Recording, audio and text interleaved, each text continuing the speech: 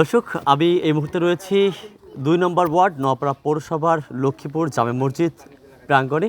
কিছু সময় আগে জামে মসজিদে যারা নামাজিরা ছিলেন, নামাজ শেষে তাদেরকে জাতীয়তাবাদী দল বিএনপির পক্ষ থেকে বিশেষ করে এই ২ নম্বর ওয়ার্ডের যিনি আসলে সেক্রেটারি রয়েছেন, ওয়ার্ড সেক্রেটারি, তেনার নেতৃত্বে আজকে বৃক্ষ প্রদান কার্যক্রম চলেছে।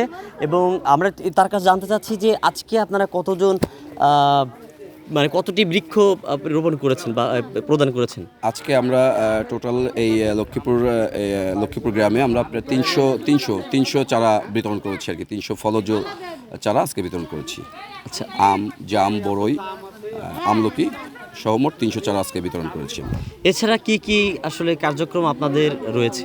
এছাড়া আসলে ধরেন দীর্ঘদিন বাংলাদেশে ইন্টারিম সরকার ছিল, এই সময়টা আসলে জনগণের উপকারের তেমন কোনো কাজ হয়নি।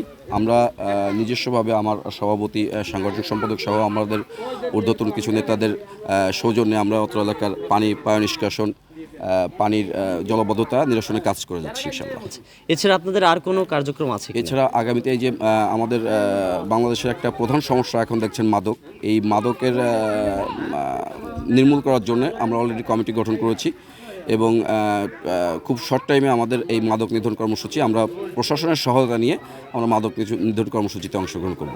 আজকে যে বৃক্ষ প্রদানের ক্ষেত্রে মসজিদের এখানে এসেছেন, আসলে এই আইডিয়াটা আসলে কিভাবে এলো যে মসজিদটা একটা নামাজ পড়তে মানুষ এখানে সবাই আসে। আসলে এটা যদি আপনি একটা মিটিং ডাকেন, এটা সব লোক আসলে এসে পারে না, কিন্তু শুক্রবার মসজিদে সবাই নামাজ পড়তে আসে এবং নামাজ পড়ে যাওয়ার সময় সবাই গাছ নিয়ে যাবে। এই কারণে আমরা আসলে এই ইয়েটা নিলাম যে মসজিদের সব লোক আসবে।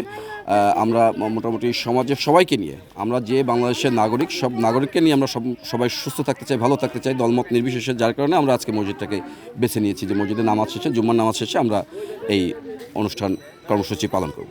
দর্শক, আমরা একটু কথা বলবো যিনি ওয়ার্ড সভাপতি রয়েছেন তার সঙ্গে। আপনাদের এই ধারা আসলে অব্যাহত থাকবে কিনা?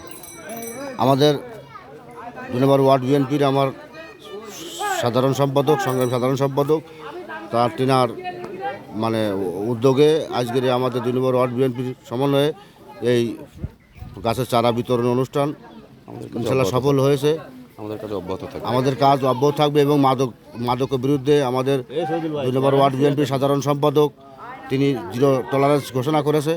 আমি তার সাথে একমত যে এই মাদক আসলে একটা সমাজের বড় একটা ব্যাধি। এই মাদক নির্মূলের জন্য আমরা ওয়ার্ড বিএনপি ঐক্যবদ্ধভাবে কাজ করবো ইনশাল্লাহ। ধন্যবাদ আপনাকে। দর্শক, আমরা আসলে কথা বলছিলাম এই লক্ষ্মীপুর গ্রামের জামে মসজিদ সংলগ্ন প্রাঙ্গণ থেকে।